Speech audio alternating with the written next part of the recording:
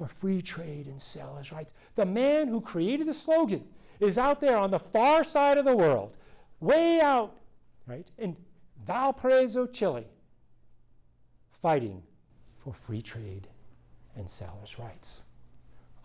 Next slide. So here's another depiction of the capture of the Essex. When Porter finally surrenders, he's lost something like 60 dead out of a crew of 250. Another 70, 80 were wounded. 30 were missing. He allowed some men actually to jump overboard and swim ashore. I suspect, he doesn't say this, it was some of the British sailors who decided their chances of just going on shore and blending into the population were better than being captured by the British. Gilje is quite gracious, and he allows Porter to take the Essex Junior. He called they have something called a cartel ship, and he allows that to take the prisoners of war, however many it was, about 100, 150 prisoners of war, and sail back to New York. And Porter returns to New York in about June 1814, and he is hailed as a hero. He is greeted as a hero. He is greeted as a person who faced incredible odds, and even though he was defeated, he won honor for the United States. And there's this big parade of the sailors marching through the streets of New York, and then a big banquet. And at the banquet, the boatswain of the Essex gets up and makes the first toast, and it ends with, "Free trade and sailors' rights shall ever be our boast. When Johnny Bull those rights invade, then Johnny Bull will roast." Next. Porter is considered a hero, the noble and gallant Porter, the matchless Porter, the bravest among the brave, who proudly carried his country's flag to the earth's remotest parts and flashed its most resplendent glories in the eyes of nations to whom we were almost an unknown people. Porter, and another newspaper said this, was like Leonidas and the Spartans, facing the Persians, the thousands of Persians. You know the story of the Spartans who at Thermopylae. He's compared to this. This is absurd. You know, the guy loses his ship, loses almost all of his prizes, incredible amount of blood spilled for really no ultimate gain, except the defense of free trade and sailors' rights. I love this image because this is a broadside, these little papers that are handed out and sold on the street for like 25 cents that anybody can buy. There's this kind of very crude illustration, although, and around the edges, free trade and sailors' rights. The Philadelphia Democratic Press. America should be proud of her brave sons who in sanguinary combat with an overwhelming force rent the air with shouts of victory or death, and whose latest, or shall we say last, words were free trade and sailors' rights, remembering that John Alvinson. These men had nobly died. They have died as become brave men, fighting against impressment and slavery, fighting for free trade and sailors' rights, fighting for the memory of the American Revolution, fighting for the meaning of the War of 1812. Thank you. Last slide.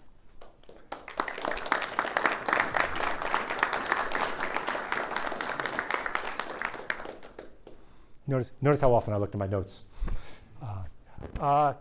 Questions? Yes, sir. I just want to comment there that Porter had with him his son on the trip. He was a midshipman, and he also had his stepson, which I believe was David Farragut. Yes, that's true. The future admiral. And Farragut, I think at one point, wasn't he given one of the prizes to command as a young midshipman or something like that? He would be, because they ran out of officers. Okay. They had 13 prizes. Yeah. And literally, they ran out of officers. And in fact, at one point, one of the officers is killed in a duel. in Ecuador, and Porter goes, well, that's too bad, we could have really used him, and so yeah, midshipmen would have been given commands. So yes. Other questions? Yes. What became of Porter after?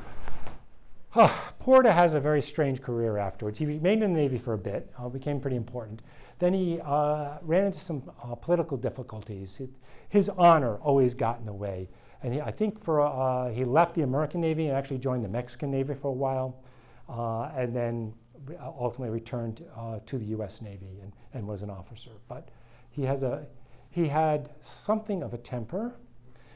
He could be very petulant, and no one, would not want to sort of step on his toes. Well, lots of the officers in this Navy was packed full of men like that.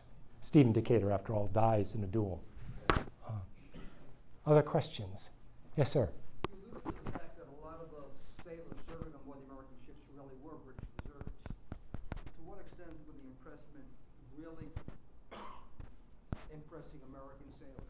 Okay, the question was, if there were many British sailors aboard American ships, were there really Americans who were impressed? And the answer to that question is that yes, there were many Americans who were impressed. The difficulty is determining who's an American, who's a Brit at this time, and it's very, very, very difficult. The merchant marine, the American merchant marine, was packed full of British sailors. At one point, about 1806, 1807, Albert Gallatin does a report and decides that about half of all able seamen, the most skilled seamen in the American merchant marine, were British sailors. And he writes to Thomas Jefferson and says, if we try to settle with the British, we'll have to surrender these people. And it's better for the British to sort of impress some unskilled Americans than to lose all these skilled British sailors. And Thomas Jefferson writes, maybe we should let these negotiations sleep. His exact words, let them sleep. So the answer is, the British had a legitimate gripe in terms of the oppressment. The Americans also had a legitimate gripe because there were Americans being taken. The solution would have been, we won't hire any British sailors, and then there wouldn't be any need to impress. But that solution was too difficult, given the circumstances. Yes? Wasn't there also an issue that the British Navy was so large, they could not man those ships without impressing foreign sailors? Yeah, absolutely. The other thing is, and the Federalists argued this all the time, Great Britain was involved in a life and death struggle with Napoleonic France. No British Navy, a French army crosses the English Channel. If the French army crosses the English Channel, there's no England, period. Because it was just unlikely they would have been able to have defeated the largest army in the world at the time. So The period where we're fighting the Barbary pirates. it's also The American Navy is in the mid and the American Navy. for the British sailors to jump ship and join them. Yes, but I will point out that there were sailors who jumped American ships and joined the British Navy. Why would you do that, you say? Well, one, you're just tired. Two, prize money. Three, you don't like your commanding officer. There were lots of reasons you would do it. Plus also when you joined a force, you got paid in advance. Well, that's kind of cool because that means you have some money to spend on the variety of things that sometimes sailors spend money on. There's a whole variety of it. Other questions? Sir? Was there a substantial difference in the way that British versus American sailors were treated? By the British Navy and the American Navy? Was there a substantial difference? There was a difference. You were generally treated better in the American Navy, although the American Navy copied all of its disciplinary practices from the British Navy. You were better treated in the sense that you were recruited for a set number of a set voyage, really. You'd sign up for a voyage of, let's say, 18 months or 6 months, whereas in the British Navy, Yeah, it's the duration. Probably got better pay in the American Navy. And a lot depended on the captain. You know, there were some very brutal American captains. There were some very brutal British captains. There were some better, British captains who really gained the loyalty of their crew for you know, a variety of different ways. But generally, yes. Yes, sir. To what extent did the British and the Americans impress their own sailors, and how would they reconcile attacking the other? Okay, Americans generally did not impress sailors. Americans generally recruited sailors. I'm not going to say they never impressed a sailor, right? But almost 99% of the sailors on an American warship were volunteers. Now, they may have volunteered when they were in a tavern drunk as a skunk, right? But they volunteered. And the British relied heavily upon impressment. That was just a part of their policy, which reached back to the 17th century at least, and they continued to do so up until, actually not after the War of 1812, they don't really impress that many sailors themselves. But up until that point, that was just considered standard. The merchant marine, from the British point of view, was a reservoir of labor to be used when wars were declared. I'll take this a step further. When, at the end of the Revolutionary War, some of the British officials, government officials, talked about opening up trade and encouraging trade with the United States, you know, the rebels, right? And one of the reasons they were quite explicit about this, they said, the more the American merchant marine grows, right, the bigger the reservoir of potential sailors we have that we can tap in a time of emergency. And this was, now as it turned out, they did not pursue those policies, but this was something I've seen the documentation on that. They actually discussed this as a point of policy. Other question, yes? So the idea of free trade and sailors' rights obviously very important to sailors, but when it's being appropriated by these other groups, I mean, to what extent do you think it's true ideological motivation behind that versus, you know, language maybe used to couch other motivations? Okay. The question is, how did other groups respond to other than sailors, right? Other than the maritime world, to free trade and sailors' rights? In particular, was it just a rhetorical device, or did they really buy into the ideology? And my answer is both. It is a rhetorical device. It is a wonderful rhetorical device.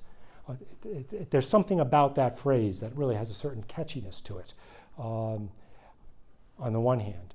But I think the strength of the rhetorical device comes from its ideological impact. One of the two quick stories. One, Federalists were upset about that phrase. They thought that the phrase had been taken right from them because they were the ones who had been talking about free trade, and they're the ones who have been talking about sailors' rights for decades. So they're really very upset about this. And they kind of go, one of them says, do you know there's a tavern in Kentucky which is called Free Trade and Sailors' Rights? You know, in Kentucky, you know, which is not exactly known for its seaports. Then they tell a story about a sailor who had sailed from Boston to Charleston, and then because there's an embargo in the middle of the war preventing all trade between the states because there was so much smuggling with the British, the sailor has to go by land back to Boston. And the newspaper story says, every town he walked into, plastered on every tavern, free trade and sailors' rights. And then another third story, another Federalist says, do you know what happens to free trade and sailors' rights? You know, it's on wagons bringing goods from one state to another state. So it's everywhere. You know, Henry Clay uses it. You know, it just on and on. It becomes a rhetorical device. And I think the poignancy of this phrase comes from the fact that sailors' rights stands for the rights of every man. Henry Clay makes this explicit in a speech in 1813. He says, I don't care if you're a farmer. I don't care if you're a mechanic, a guy, an artisan working with his hands. I don't care if you're a sailor.